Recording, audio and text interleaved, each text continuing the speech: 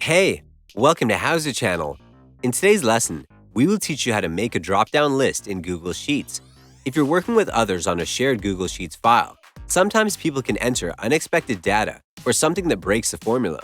One way to ensure everyone enters the data you want is to provide it for them in a drop-down validation list. A drop-down list is a great way to ensure the data people enter into your form, application, or spreadsheet is exactly what you're expecting. It also provides a much faster way for people to input that data since they're selecting from a pre-configured list you provide. Open Google Sheets file that you need. Right-click on the cell that you want to make a list in. Choose Data Validation from the list. A new window will open. Go to Criteria. Set it to List from a range. Go to the field next to it.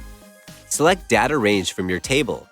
Go to On Invalid Data option. Check Reject Input or Show Warning option. Go to Appearance.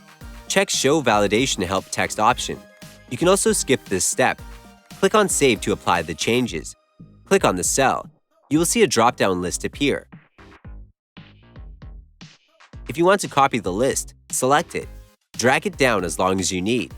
Each cell will have the same drop-down list. That's it. Thanks for watching the video. Please like it and let us know if you used any of our tips and tricks. Subscribe to our channel. We upload new tutorials every day. See ya!